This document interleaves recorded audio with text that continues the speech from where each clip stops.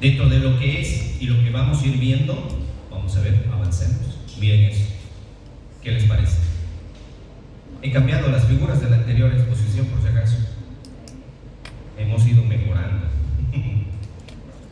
Yo les pregunto a cada uno de ustedes, ¿alguno tendrá este bicho en su organismo? Mejor dicho así, levante la mano, ¿quién cree que no tiene este bicho en su organismo? Levante la mano. ¿Que no lo tiene? Puta, ¿que son de otro planeta o qué onda? Los voy a devolver a gastroenterología, creo ustedes. O sea, que ustedes creen que están sanos, que absolutamente no hay una sola de estas dentro de su organismo. Porque si estamos así voy a tener que rectificar notas de algunos. Recordemos, chicos, ¿quién es este villano? ¡Fuerte! ¡Eso! Pero la Escherichia coli, doctores, vive con nosotros. Yo ahorita le agarro al doctor, a la doctora, a cualquiera de ustedes, saco una muestra de intestino y está ahí. O sea que todos deberíamos haber contestado, sí, doctor, yo lo tengo. Porque esto vive en el colon. Está dentro de nuestros intestinos. Que después salga de su casita, que salga de su zona de confort y aproveche de entrar a zonas donde no corresponde. Eso es otra cosa. Ahí les hubiese preguntado, ¿quién tiene ahorita una Escherichia coli en su vía urinaria? Eso sí ya es otra cosa. Pero dentro de su organismo, doctores, esta vive en todos nosotros, ¿sí? Así que no piensen que porque, no, yo no tengo nada, esto no tiene que ver conmigo.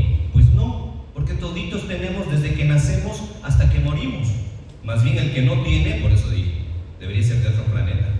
Porque en teoría este bicho, si no está, porque también es benéfico en el colon. Y está dentro de la flora bacteriana. ¿Ok? Así que ya saben, la próxima, ya saben mis preguntas capciosas, ¿no ven? Acuérdense de los exámenes. Entonces, vive con nosotros. Muy distinto que no esté ahorita, o tal vez está, porque yo no sé. A ver, vamos a hacer un análisis de orina, mentira. Pero podríamos hacer, porque también vamos a aprender que hay una entidad importante, que es la bacteriuria asintomática. Que puede que yo me sienta normal y que puedo funcionar bien y que no voy a tener fiebre, pero tengo más de 100,000 unidades formadoras de colonias. Pero me siento sano. Esa es nuestra idiosincrasia, que lamentablemente en Bolivia, como en otros países, no tenemos ese control anual de salud que otros suelen acostumbrar a estar cada año con su médico de cabecera y hacerse un chequeo general. No, pues esperamos cuando ya estamos orinando sangre, ya estamos cuando estamos con una fiebre o con un dolor lumbar tan importante que no podemos ni siquiera pararnos. Entonces, el villano de hoy, que lo vamos a conocer, es este. En mi anterior exposición solo había un villano, pero ahora tengo dos. Siempre hay que mejorar, ¿no? Dicen la especie. Así que vamos a ir avanzando, chicos, pero vean cómo es esa estructura. Pensar que eso lo puedo tener en mi vejiga, en la uretra, en el uréter, o en la pelvis renal, o hasta en el riñón. Miren su configuración. Y se ve un poquito, creo que mi puntero me está traicionando. Vean esas fimbrias, vean ese flagelo, porque no es algo al azar. Esta bacteria tiene muchas particularidades que ayudan a que nos gane y venza nuestras barreras fisiológicas de protección. O sea, no es al azar que esta Escherichia coli va a llegar a ser más del 80% de las causas de infección urinaria.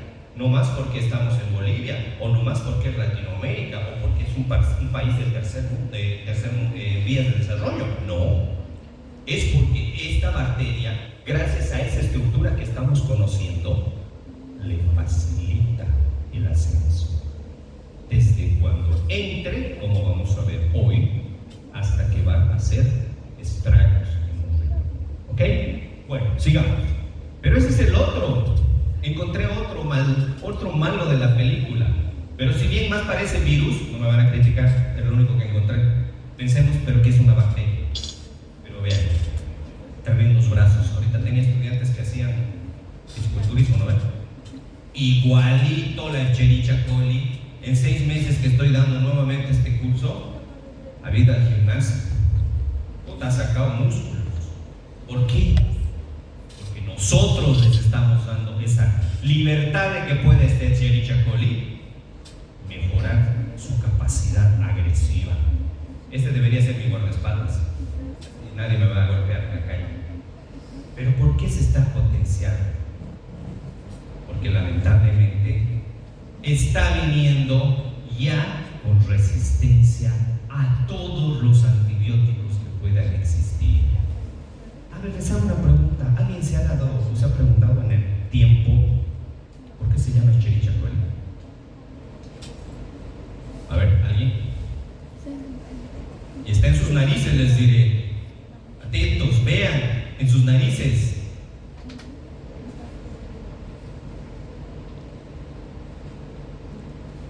Siguiente, perdón, aquí. ¿Qué dice ahí en esa palabra, en esa frase de arriba? ¿Por el creador? Ese es el tipo que lo ha descubierto.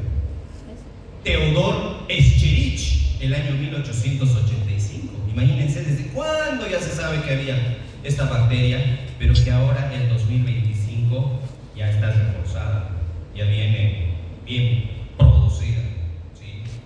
Y gracias a que este autor, el Theodor Escherich, por eso la han llamado Escherichia y coli, porque viene de colon, que es donde vive generalmente esta bacteria. Pero nosotros, ¿qué vamos a pretender hoy?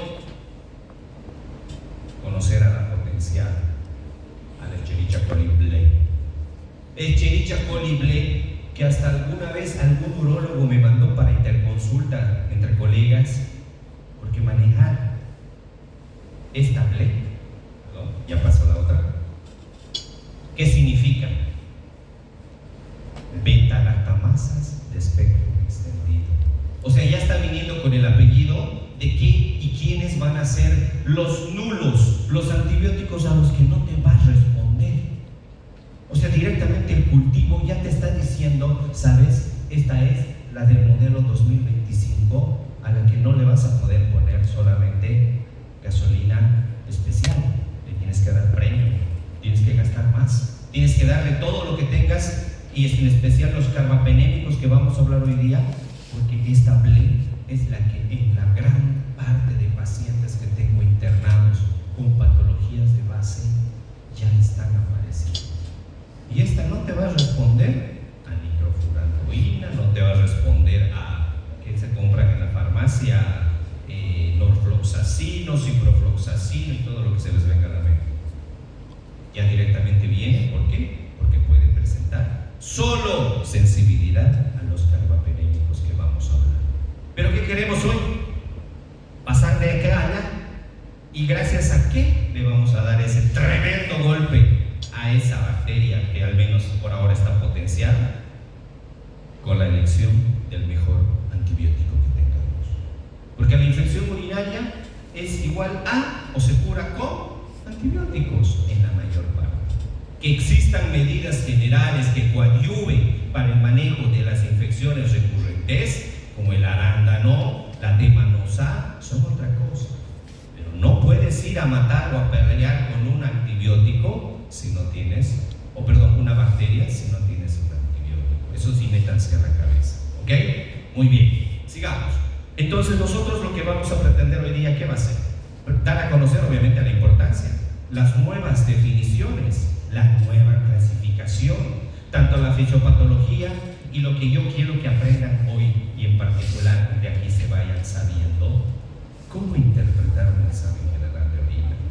Ustedes son los primeros que, interno, va a hacer el examen de orina de su paciente de la cama 2-3, muy bien. Vayan y recojan, y cuando traen, no saben qué hay. Y todos piensan que al ver leucocitos ya es infección. Pero hay otros parámetros precoces que al darse cuenta ustedes mismos con la clase de hoy van a entender que no han sido solo los leucocitos, porque los leucocitos no son sensibles para identificar una infección urinaria. Y por último, que les decía, lo más importante, el uso racional de antibióticos. Sigamos. Como todo, ahí están las direcciones de donde hemos sacado la información. Hasta la anterior vez que me invitaron, hemos sacado de los protocolos de tratamiento de las infecciones de quién, de la Sociedad Española de Urología. Pero ahora este año, miren cómo las cosas, ¿no? Yo he recibido el golpe, así como en el anterior dibujito. Porque cabalmente cuando yo estaba exponiendo el anterior semestre, un día así como hoy, estaba dando la nueva clasificación del 2021 de las infecciones urinarias, ¿sí?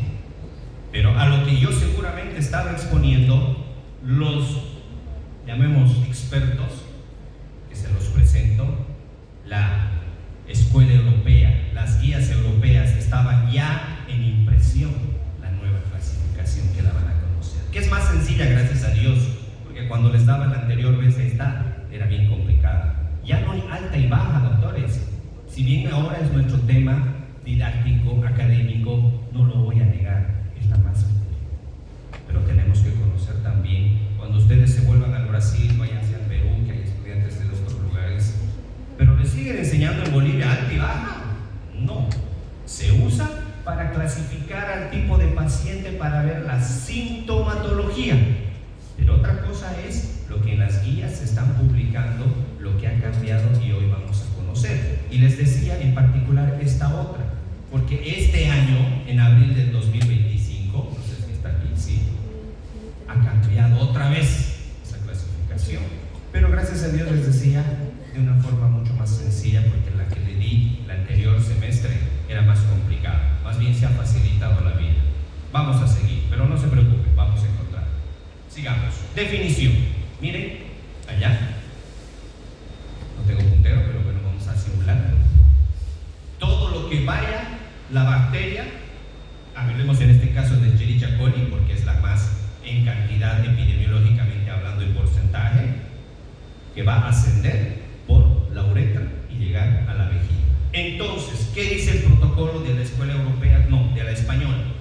Invasión del tracto urinario por gérmenes que sobrepasan el mecanismo o los mecanismos de defensa del huésped y que producen, miren, invasión, colonización y multiplicación. O sea, en esta definición ya te está hablando de los tres pasos importantes de la fisiopatología de la infección urinaria. Primero me invaden, luego me colonizan y después producen enfermedad. O sea, en la misma definición ya te está diciendo la respuesta que si les preguntaran cuáles son los tres mecanismos fisiopatológicos de la infección urinaria: invasión, colonización y multiplicación. Sigamos. Entonces, para considerar esta clase siempre hay que tener un poquito, recordar, mejor dicho, los o las definiciones, conceptos. Porque en algún momento que están ustedes en la visita, que viene y le dice: usted, doctor, ¿qué es la bacteriuria? Ese rato nos quedamos parados, pálidos, peor que no han desayunado, hipoglicémicos, les vino se desmayan, ¿sí? Entonces, aprender siempre definiciones, porque estas son preguntas sueltas.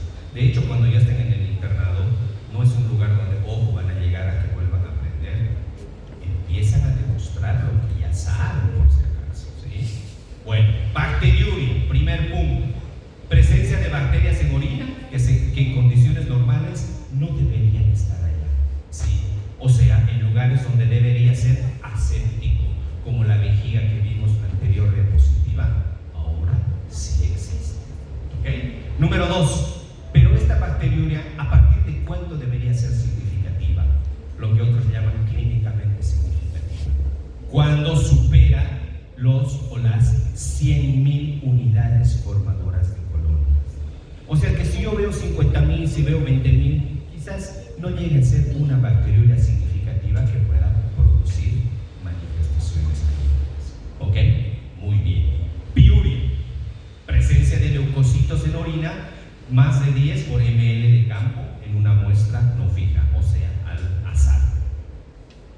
Y allá la famosa bacteriuria asintomática, ¿no? Presencia de más de 100.000 unidades formadoras de colonias en orina, obviamente, pero en ausencia de síntomas. Y esta es pregunta hasta para entrar a la residencia, ¿no? Y todos pensamos, pucha, sí, me acuerdo, pero el momento que sabemos y debemos dar la respuesta, ¿cuántas unidades formadoras de colonias son?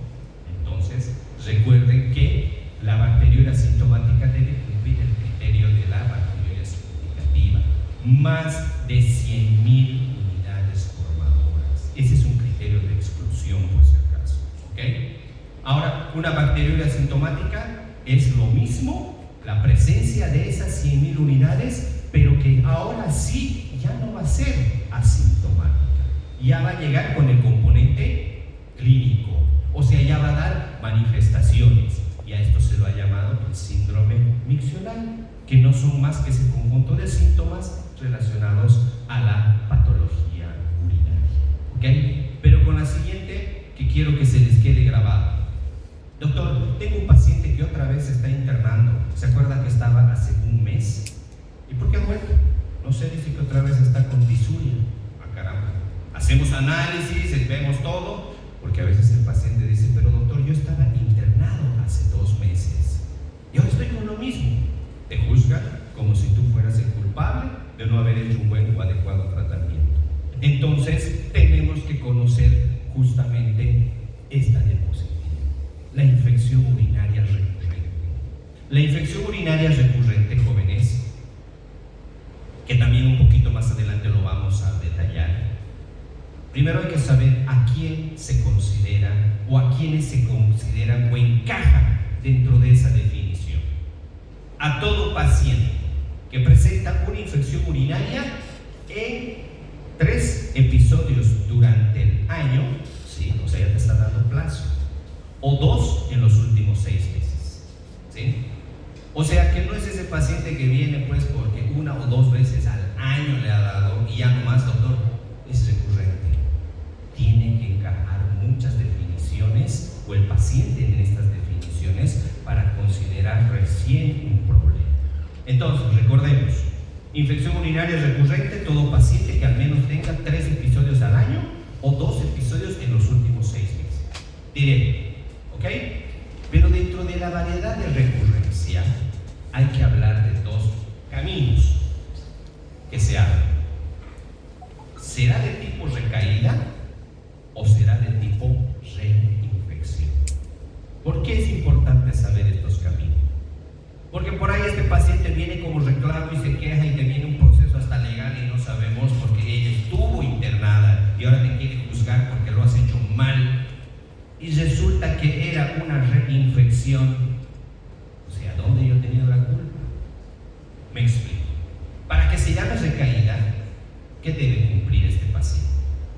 Que al menos en menos de 2 semanas de haber terminado un tratamiento con un orocultivo negativo, haya vuelto la infección, pero por el mismo patógeno. Si es E. coli, E. coli.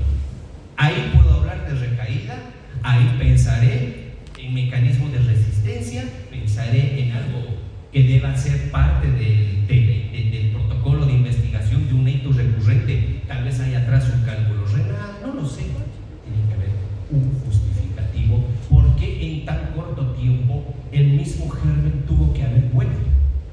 Ese es el problema en mi caso, o sería en nuestro caso, y digno de investigar. Pero si es reinfección, ¿qué dice? Estuvo hace 2 semanas en el hospital, ya no interesa, se fue con todo, tratamiento completo, controles por consulta externa, pero resulta que más allá de 2 semanas de que se fue, vuelve con la misma sintomatología, agarramos y vemos un orocultivo que le encierra. No hay aquí el por qué problema tendría con nosotros. El problema ya será porque tal vez la señora, pues como puede ser un varón también, quizás ha tenido factores de riesgo que han hecho que pueda ingresar otro patógeno, ¿sí? Entonces siempre consideren estos 2 términos de recaída y de reinfección porque es digno de ponerlo en historia clínica. Ya saben, la doctora lo dijo, la que me antecedía, todo puede ir en contra o a favor de un médico en la historia clínica. Tengan mucho cuidado en eso. Sigamos. Entonces, si hablamos un poquito de la parte general, la infección urinaria se comporta de distinta forma en ciertas etapas de la vida, ¿no? Desde que los niños, cuando son bebés lactantes, ataca más al sexo masculino, como también en el otro extremo de la vida del adulto varón, gracias a la hiperplasia prostática. Pero si hacemos una regla general, las personas que más van a pasar episodios de infección urinaria. ¿Quiénes son? Las mujeres. Mujeres en edad fértil, mujeres embarazadas, o sea, toda la parte de las damitas. Y eso no lo voy a explicar porque ya lo conocen ustedes. El tipo de anatomía, el pH, porque están cerca ciertos orificios también fisiológicos que lo pueden contaminar, o sea, tienen más facilidad del ingreso de esta bacteria, ¿sí? Pero ojo, en extremos de la vida, el varoncito se lleva el 2 por 1, ¿ok? Muy bien, sigamos. Pero ¿qué factores de riesgo actualmente nos tenemos que considerar? Si hablamos de esa sospecha de reinfección, ¿sí? 1, tener múltiples parejas sexuales. 2, condiciones excepcionales o prioridades del sistema urinario. Malformaciones, puede haber un reflujo vesíco-ureteral, presencia de cálculos renales, a veces duplicidad en la pelvis renal, o sea, algo que anatómicamente quizás pueda alterar la morfología del sistema urinario, ¿sí? 3, gente que consume poca agua. 4, pacientes que por razones patológicas o por estadías prolongadas en un hospital, el uso de catéteres vesicales, las sondas. Otro, mujeres embarazadas, la menopausia y el gol estándar, creo yo, la diabetes, ¿no? ¿Qué paciente con diabetes no ha hecho sus infecciones urinarias? Sería falso decir que ninguno. Entonces, son las más importantes a las que tenemos que siempre tomar en cuenta. Y esto sacamos ¿de dónde? De la anamnesis, no se olviden. Sigamos. Pero ¿por dónde van a entrar? ¿Cuáles son las vías de acceso para que este germen, ahora hablando de Escherichia coli, pueda ingresar a nuestro sistema urinario? ¿Sí? En primer lugar, la vía ascendente. Como vimos en el primer dibujito, no Escherichia coli, gracias que tiene todas esas fimbrias y a ese cilio, y nuestro urotelio, si tuviéramos la capacidad de verla en un microscopio electrónico, que también tiene ciertas microvellosidades, es pues apto para que él empiece a trepar, agarrarse como una garrapata, digamos, y empiece a subir, pese a un mecanismo de defensa que enseguida lo vamos a conocer, el flujo urinario, hasta ese tipo de defensa. Pero pensar que la primera vía de infección o la más importante va a ser la del tipo ascendente, o sea, la que empieza desde la uretra y puede llegar hasta el parénquima renal. La segunda, por vía hematógena. ¿Qué quiere decir vía hematógena?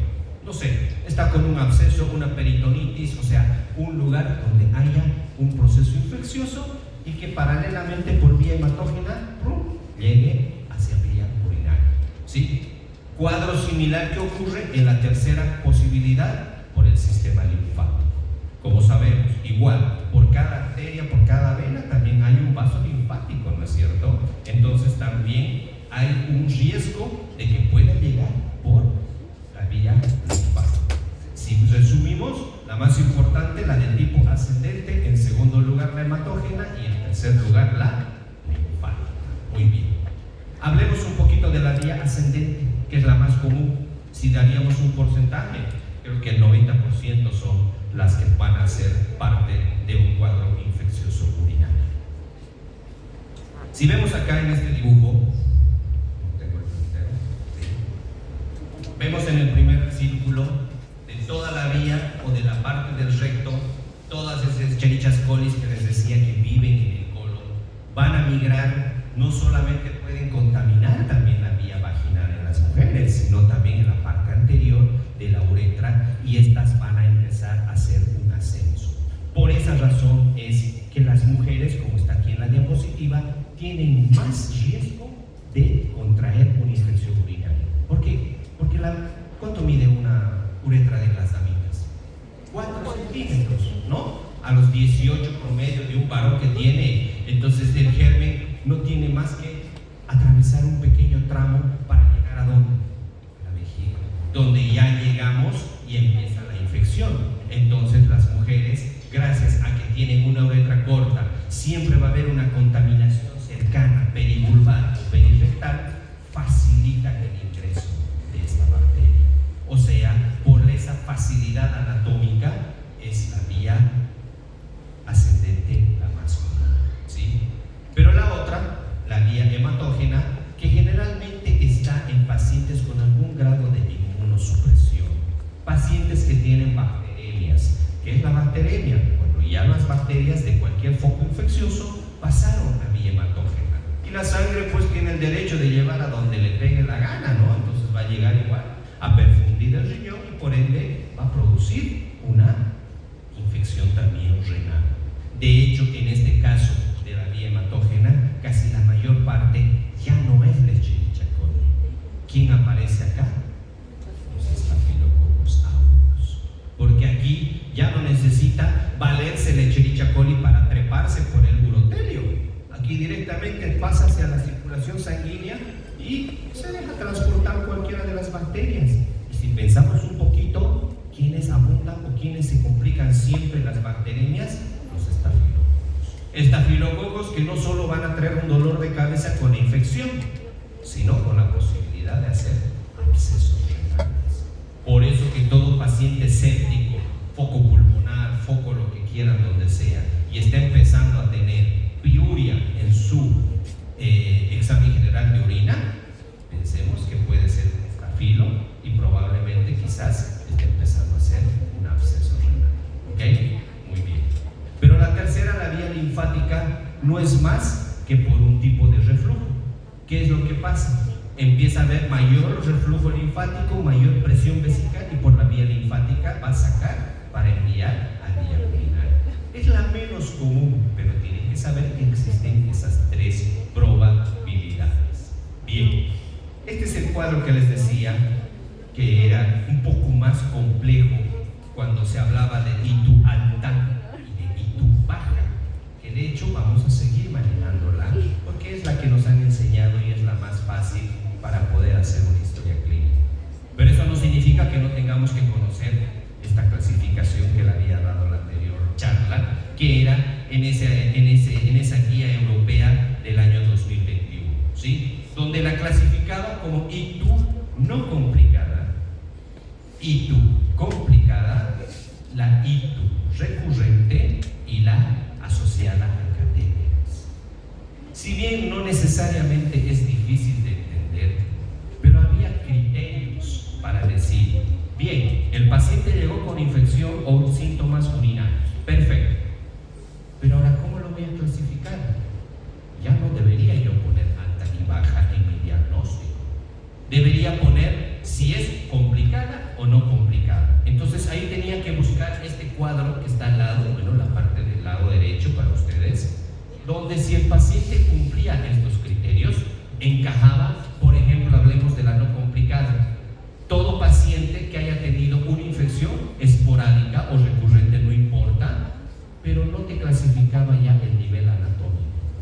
Podía ser baja con cistitis o una pielonefritis alta, pero que no tenga complicaciones sistémicas.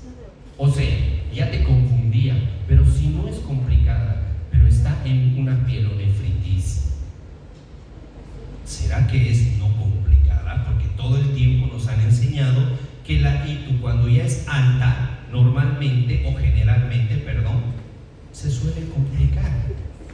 Entonces creo que este grupo de expertos en este tema han pensado igual que nosotros, han dicho, puta, nos estamos confundiendo.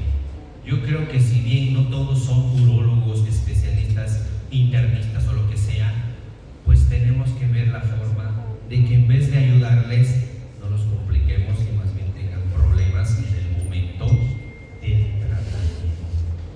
No es el problema clasificarlo porque entre en un parámetro de palabras, no, sino el momento de decidir el antibiótico. Porque mire, para ser solo hombre, entraba en las complicadas.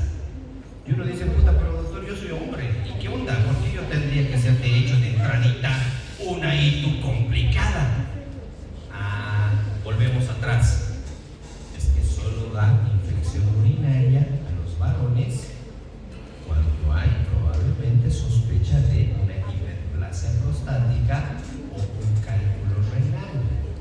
Entonces, al haber una sospecha de causa, entonces no es pues una sencilla y es una cosa que ya es más compleja, y por eso lo han clasificado en las complicadas, porque acuérdense de mí, si un jovencito a su consulta viene, varoncito, y le diagnostican y tú, piensen mal, no mal para él, o sea, pensar mal de él, sino piensen mal que detrás de eso hay algo que lo está precipitando, porque 18 centímetros que la Escherichia coli que haya atravesado, que él no tenga tantos factores de riesgo como lo hemos mencionado, pero este con ITU es rarísimo, ¿sí?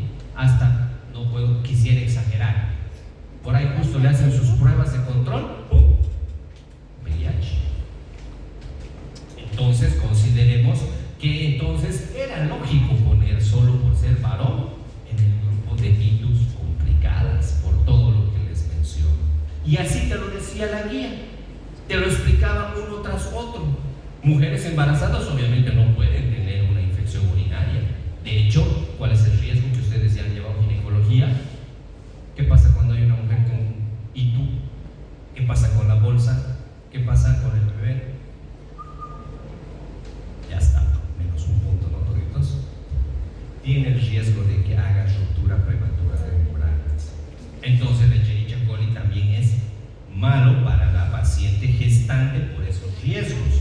Entonces, encaja, aunque ella no haya hecho fiebre, aunque ella no tenga disuria, o sea, o no tenga ninguna clínica aparentemente. Pero, ¿qué te decía en general para decir complicado? Que pienses con tu cabecita que si esa persona por esa razón tiene ITU, pero detrás tiene el embarazo, es un varoncito que no debería tener nunca una ITU o excepcional, detrás puede haber todo un potencial de causas que lo pueden complicar en algún momento. Entonces, lo pusieron a las infecciones complicadas, ¿sí?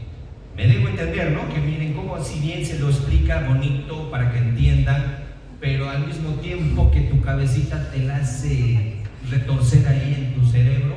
¿Por qué? Porque a veces dice, pucha, pero ahora le voy a dar una ceftriaxona o le manejo nomás con Cipro. Entonces, estos autores han dicho, si bien es lógico lo que estamos clasificando, pero el momento de decidir el tratamiento tal vez hay que tener problemas. Y así fue que ahora, bueno, todavía no quiero hablar de la siguiente, pero también había las infecciones urinarias recurrentes, que ya lo adelanté en una de las diapositivas, y las asociadas a catéter, porque quiero un poquito hablar de esta cuarta causa. No será para que aprendan esta clasificación, sino porque ustedes son dueños del paciente. Y se acuerdan cuando yo estaba en las visitas en mi hospital, veía la sonda del paciente y al interno o al residente le decía, ¿y de cuándo es esta sonda? Vieja, sucia, de hecho ya pasó más de 6-7 días y no la han cambiado, porque se está demostrando que toda sonda vesical o sonda Foley, quieran llamarse como quieran, de cualquier paciente que permanezca más de 48 horas, potencialmente es un riesgo de una infección. No estoy diciendo por si acaso que tengan que cambiarla cada 3 días, que tampoco es lógico, pero saber que si tu paciente empieza a hacer fiebre, vino por otra causa, y tú peor no le habías cambiado su sonda más de 7 días, ahí está el uso de catéteres, ¿sí? Pero ahora les decía el nuevo, abril 2025, lo ha simplificado, gracias a Dios, pero me agrada más esta, aunque no crean, porque esta te hace pensar más, te hace volver más médico. Esta otra lo ha clasificado ahora más sencillo: ITU local y la ITU sistémica. Listo. Que aquí ya los han mezclado a todos, así los han metido como un bote. Vamos a hacer un sorteo. Porque dice que, por ejemplo, en la localizada, lo único que tenemos que tomar en cuenta es que no tengan ningún síntoma sistémico. ¿Y cuáles son los síntomas sistémicos? Acuérdense, todo lo que sea un síndrome tóxico infeccioso, fiebre, escalofríos, astenia, adinamia, leucocitosis, el SIRS, todo lo que ustedes ya conocen, de una sospecha de una reacción inflamatoria, que no en la ITU localizada. O sea, que puede estar en vejiga, puede estar en riñones, o puede estar en el uréter, no importa dónde, si es varón, si es mujer, no interesa. Lo que importa es que en su análisis o en su evaluación no tenga síntomas sistémicos, oponiéndose a la 2, a la ITU sistémica, o sea, a la que ya de entradita ya lo ve un paciente toxémico, ya lo ves con malestar, ya lo ves como ustedes hacían, ¿no?, sus notas de evolución, en mal estado general, o al menos con algo que ustedes vean que todo lo que pueda hacer haya descrito, sí, haya comprometido su total de su organismo. No es ese paciente que va a entrar pues caminando, sí, yo creo que tengo ITU, seguro que va a estar deshidratado, febril, una leucocitosis tremenda, posiblemente disuria, hasta puede estar la orina macroscópicamente roja como si una hematuria, o sea, ya lo ves mal desde que llega, ¿sí? Entonces esta guía europea lo ha sintetizado así, local y sistémico, ¿sí?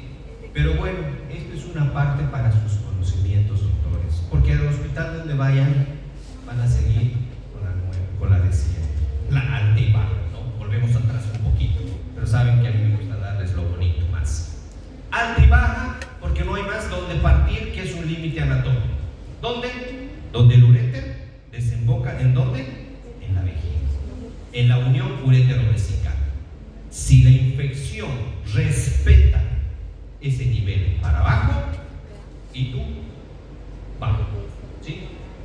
Pero si la infección o el ascenso de esa Escherichia coli supera esa unión de la vejiga con el uréter, ya estamos frente a una alta, ¿sí?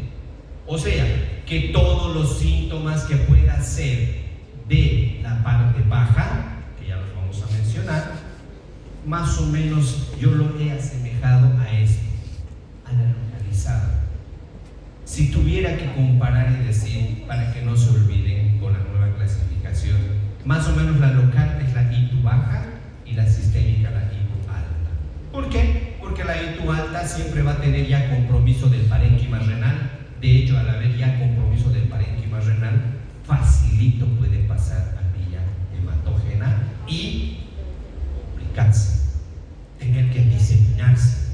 Ya estamos hablando entonces de una ITU sistémica, ¿no? Parece que eso nomás ha sido también ellos un poquito la forma de pensar y han dicho, bueno, ya no hablaremos tanto de alta y baja, ahora hablaremos de local y sistémica, que más o menos encaja dentro de esta que ha sido la tradicional, que está en todos los libros, pero bueno, que también tienen que conocer que había habido también además otras clasificaciones. ¿Ok? Sigamos. Factores dependientes míos. ¿Quién me protege de esos bichos? ¿Quién me ayuda a evitar que ellos ingresen, ya sea por vía hematógena, ya sea linfática o ya sea por vía ascendente? ¿Sí? El huésped. Primero, la orina. Ah, doctor, ¿cómo es eso? Si estoy con infección urinaria, ¿la orina me va a defender? Sí. ¿Por qué? Por la actividad antibacteriana que tiene. ¿Gracias a quién? A que primero, la osmolaridad de la orina es altísima. Actúa como un bactericida. 2, la alta concentración de urea. Al tener urea también es una sustancia que neutraliza a las bacterias. 3, el pH. Acuérdense esto ya para las siguientes diapositivas. Siempre la orina tiene que ser ácida. Por eso no es un ambiente cómodo para cualquier bacteria. Es hostil estar en la orina porque es un pH muy ácido. Pero conforme se alcalinice, se vuelve más bien pues lo contrario, un medio más bien apto para que esté este bicho ahí, ¿ok? Pero también hay otro dependiente y nos defiende, el flujo urinario que les decía hace poco. ¿Qué es el flujo urinario? Eso que dice la doctora. Voy al baño, abro el grifo y es como si estuviera echando a lo que están entrando, no sé, pues los perros de la calle. Yo agarro el balde de agua y se los va a llevar. Ese es el flujo urinario. Y esa es la barrera más importante a la que las guías que se las he mencionado apoya para que ustedes lo utilicen de manera profiláctica ante una infección urinaria. ¿Cómo es eso, doctor? Cuando decía que uno de los factores de riesgo, múltiples parejas sexuales, no quiero decir promiscuidad, recomienda, que no es mi invento, las señoritas, para evitar la infección urinaria recurrente, en vez de ir después de una relación con su pareja, no vayan al baño a ducharse, vayan a orinar, porque todo lo que puede estar contaminado, el flujo urinario con ese pH, con esa urea, con ese todo lo que he mencionado y la velocidad y fuerza con la que sale la orina, están haciendo una medida higiénico-dietética. ¿Sí? Por eso recomendamos a las pacientes que vienen con infecciones urinarias recurrentes este pequeño detalle. Proteína de Tam Horsfall. Wow, ¿quién es ese? Bueno, si bien se lo ha llamado así Tam Horsfall, que es el que lo ha descubierto, no es más que una proteína que se llama la se me fue la palabra, uromotilina creo que es, pero es una proteína que está en el asa de Henle. Sí, miren cómo está tan arriba. ¿Y qué es lo que hace? O impide, mejor, que la Escherichia coli, gracias a esas fimbrias, no se adhiera ¿a quién? Al epitelio del urotelio. Se interpone, la arranca y dice: tú no te vas a pegar a mí y te vas a ir con el flujo urinario. Eso hace la proteína de Tam Horsfall, ¿sí? La actividad bacteriana urotelial, lo propio, la inmunoglobulina A, que está presente en todas las secreciones, participan en esto, como también la inmunidad humoral. Miren cuántas cosas tiene nuestro sistema de control o de autorregulación para impedir una infección urinaria, pero meta que siempre nos gana y terminamos con la I. ¿Por qué? Porque si hay alguna obstrucción a ese flujo urinario, un cálculo por ejemplo, ya no va a salir con esa fuerza la orina. Va a ser menos la fuerza, más tiempo la orina en éstasis y se sobreenferma. Reflujo vesíco-ureteral. Muchas personas tienen de nacimiento, ¿no? Porque en la parte de donde está la desembocadura del uréter con la vejiga hay unas pequeñas valvas y a veces esas no son competentes, que hacen que más bien refluya hacia el uréter de nuevo la orina, que eso es algo anatómico. Vaciamientos incompletos de la vejiga. Las personas que tienen, por ejemplo, problemas, la diabética, tienen una vejiga espástica, ellas no pueden contraer bien la orina y se queda un porcentaje. La próstata en los varones, el tema de factores mecánicos, puede haber un tumor que comprime la vejiga, que no permite que todo el volumen en la micción pueda vaciar y se queda un porcentaje.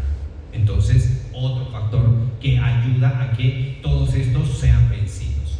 Características del introito vaginal y del perine. Eso se refiere a la parte fisiológica.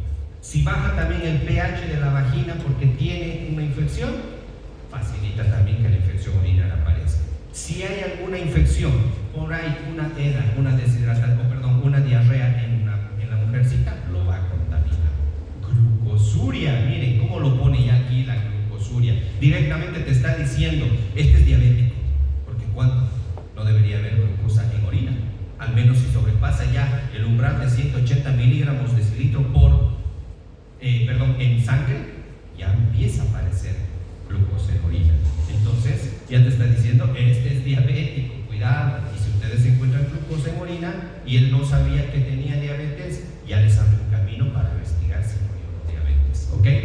Y alteraciones del tracto urinario donde la gestación, donde siempre va a haber relajación de toda la musculatura lisa, y entre esto están los uréteres que facilitan, ¿ok? Sigamos. Esta es una lista que cada vez se modifica el porcentaje de acuerdo a la región, ¿sí? Siempre, casi el 80-90% va a ser la E. coli, ¿ok? Entre las principales causas de infección urinaria. Luego está la Klebsiella pneumoniae, Staphylococo, Enterococo, Streptococo, Proteus mirabilis, Pseudomonas, Estafilo, y por último, hasta puede haber por hongos, la carne. ¿Sí? Sigamos. La patogenia. Este es un resumen facilito, porque si ya les hablara de toda la fisiopatología, nos quedamos aquí toda la tarde. Esta es la parte ascendente, en la que la colonización de la uretra la penetración hacia la vejiga, la ascensión por los uréteres para llegar a la pelvis renal y producir un daño en el riñón, llámese ahora ictus, ¿sí? Es ascendente. Por eso que los autores lo han clasificado, y ahí vino, y aquí está la aclaración, por qué la han llamado alta y baja. Porque hay en la fisiopatología una primera fase o una primera etapa que solamente representa hasta esa unión de donde es el uréter y la vejiga, la colonización del tracto urinario bajo, ¿sí? Y a partir de ahí arriba recién se habla de la segunda fase, que es la colonización de la pelvis y del parénquima, que de hecho esa es la infección urinaria alta, ¿sí? Pero ¿quién y cuáles son los tres mecanismos que se les dije al principio? Adhesión, colonización e infección, que con otras palabras estaba ya en la definición, ¿no? Ok, sigamos.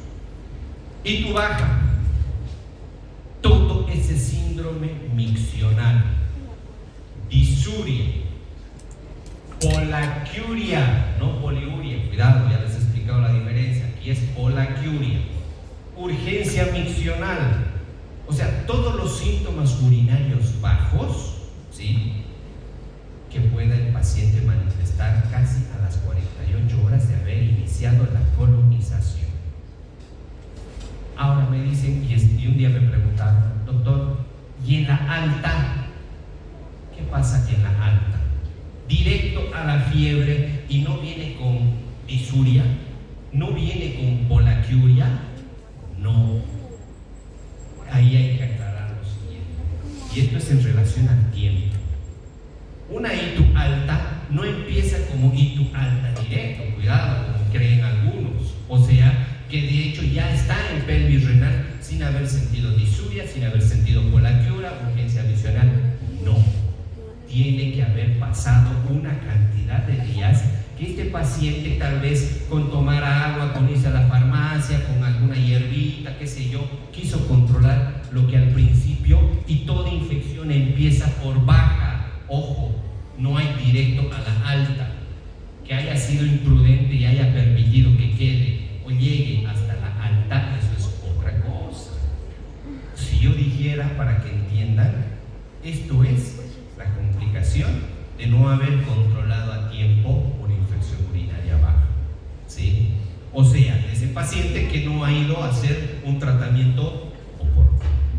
Porque la alta, aparte de todos esos síntomas de la baja, ya puede haber, como les decía, abscesos renales, ya va a haber estado nauseoso, fiebre, escalofríos, dolor lumbar, incluso en la percusión de Giordano. ¿Por qué? Porque el problema ya está en el parénquima renal. Ya ha tenido que haber vencido la uretra, ya ha tenido que haber vencido la vejiga, uréter, y al final el riñón, donde puede hacer Troya, y especialmente esa Escherichia coli B, que tuvimos casos reportados en el hospital, que por ser sutiles en el tratamiento, claro, es cuando las cosas empiezan a aparecer y no hay mucha experiencia, teníamos el mismo abscesos que hemos tenido que mandar a hacer drenaje por punción dirigida. Pero bueno, sigamos. Ahora, ¿qué hay que hacer? Ese es el problema. Hay un paciente afuera que mete a la emergencia, ya les va a empezar a tocar ese tema, ¿no? Doctor, le cuento que está con puniopercusión positiva, dice que tiene fiebre hace de 39, no sé, ha empezado con estado nauseoso y está ahí afuera bien deshidratado. Muy bien, ya ustedes y todos creo ya pensamos en una ictus. No sé si alta o baja, pero yo creo que saliendo de ahora de aquí de esta clase ya saben qué es alta. Porque si hay fiebre, es alta. Si es escalofríos, es alta. Y si hay dolor, es alta. Ya, por si acaso.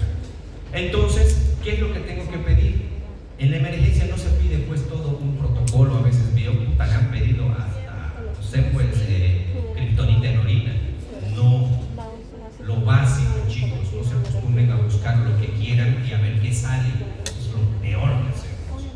Miren, dos cosas incluso, porque la segunda o la tercera del medio va a tardar 48 horas. Un simple hemograma y su examen general de orina, bien interpretados, listo, ya está. Que además es diabética, doctor, y que además, no sé, y demás cosas que aparezcan, no importa. Hoy estamos aprendiendo a diagnosticar un paciente saludable que solo tiene hito. Porque si ahora me preguntan y me dicen, doctor, pero en la diabetes y en el lupus, aún nos vamos a discutir toda la tarde. Pensemos que esta es una persona, una joven, no sé, de 27 años, porque bueno, vino por una infección urinaria y bla, bla, bla. Hemograma y examen general de orina. Listo. ¿Listo? ¿Y qué es lo que vamos a ir encontrando? Ahí está el resumen. Y van a ver un caso de un paciente, sí, que lo vimos hace un par de semanas, que se cumple esto. Y ahí está la recomendación que les dije. No vayan a un examen de orina y busquen solo leucocitos. Leucocitos a mí no me dicen nada. Leucocitos puede ser porque la orina se ha contaminado por la sonda que está puesta, o porque el frasquito que lo han tomado no ha cumplido las reglas de tomar el chorro medio, o cualquier otra cosa que lo ha contaminado y no es infección.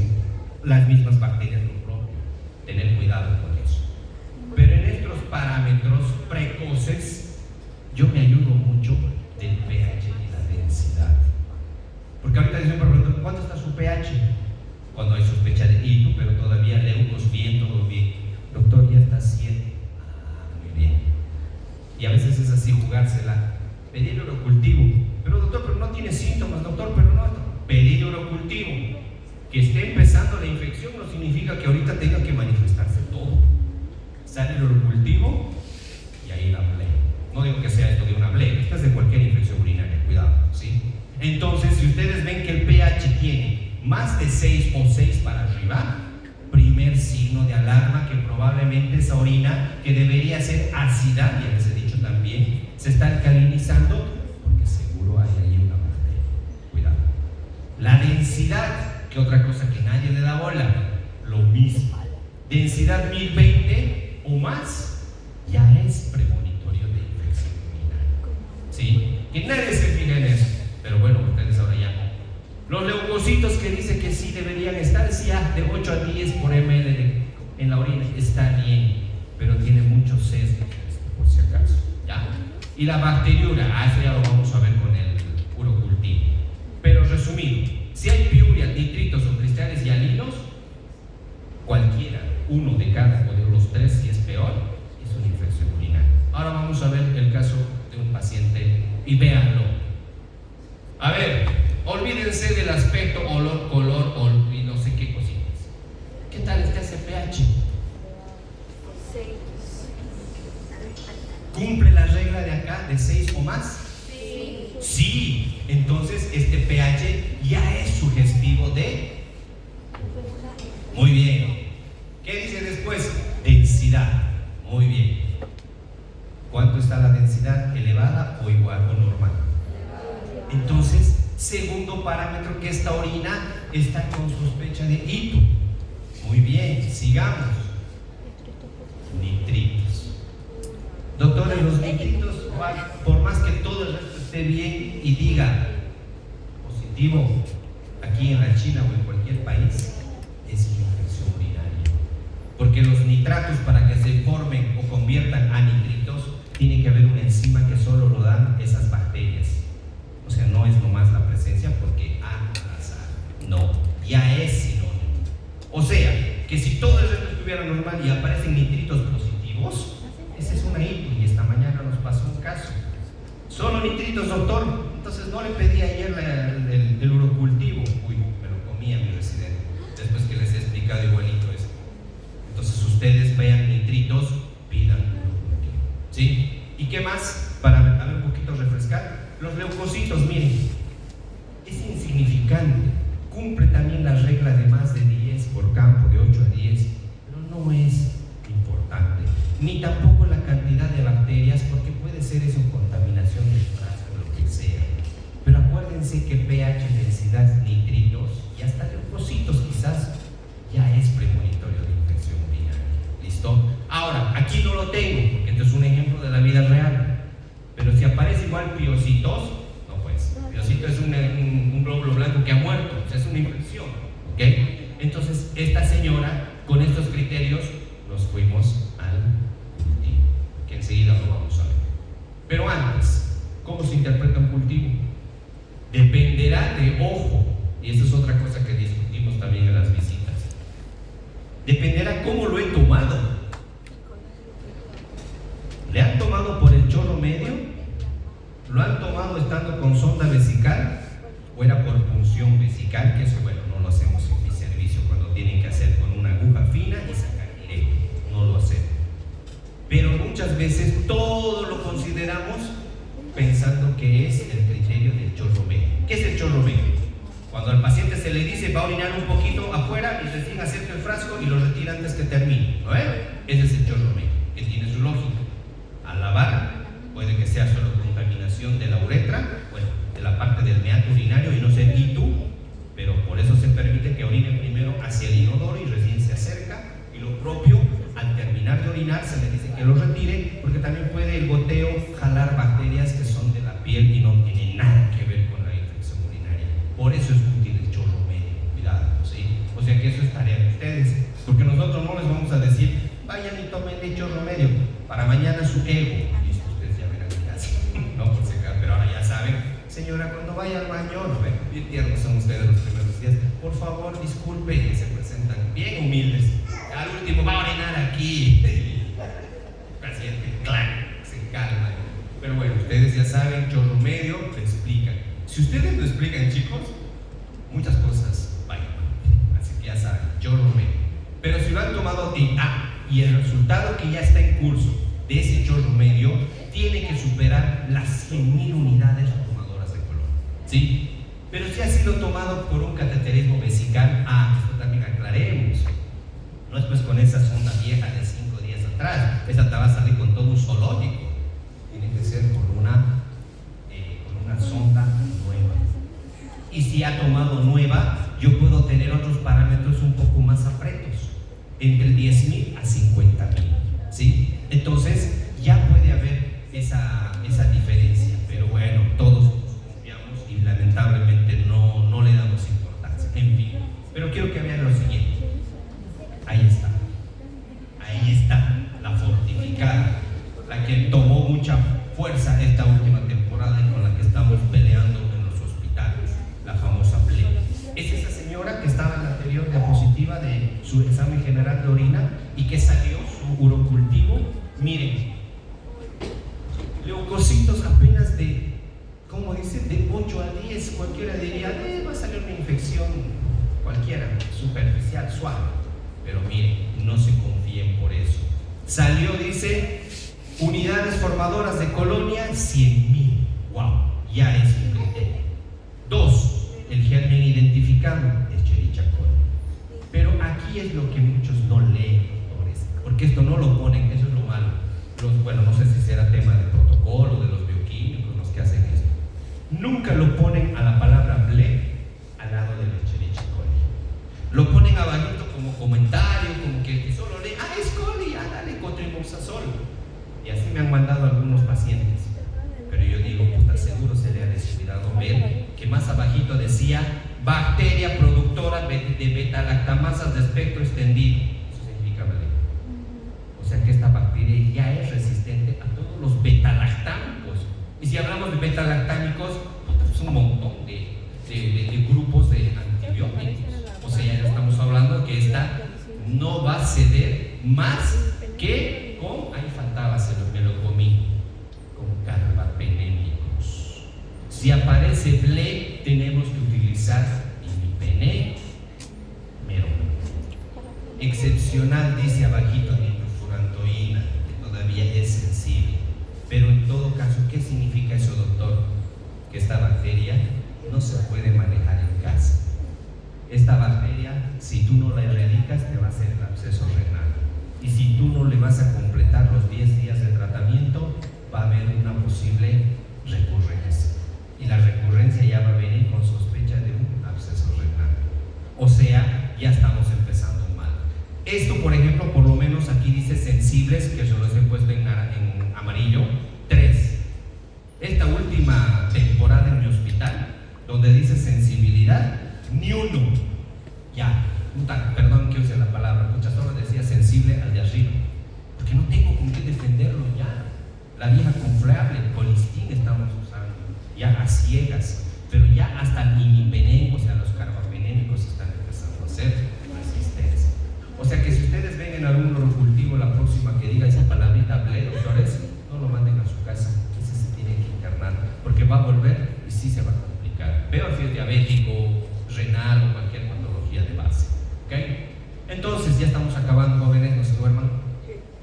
Según la guía que era la de complicada y no complicada, esto es lo que van a presentarse en su consulta privada, en su centro de salud, en el servicio rural, o sea, en la primera base de atención. Las tres líneas de tratamiento. Siempre pensando que la posibilidad es una Escherichia coli, ¿sí? Apareció esta famosa fosfomicina, no quiero hacer propaganda, pero es ¿cómo se llama? Se me olvidó la palabra, la fosfomicina. 1 gramo o 3 gramos, ¿sí? Para de contar, dosis única para las no complicadas. ¿Qué es el problema? Costo-beneficio. Un sobrecito te sale como 300 pesos, 250 bolivianos, algo así.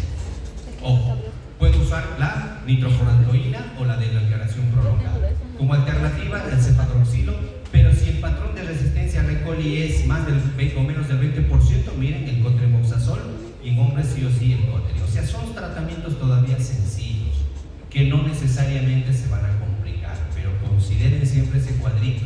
Si atrás hay una diabetes o piensen que tiene cálculos renales, pensemos nomás en el plan B, en la que se te va a complicar, en la que tienes que llegar en algún momento al uso de antibióticos endovenosos. No hay más.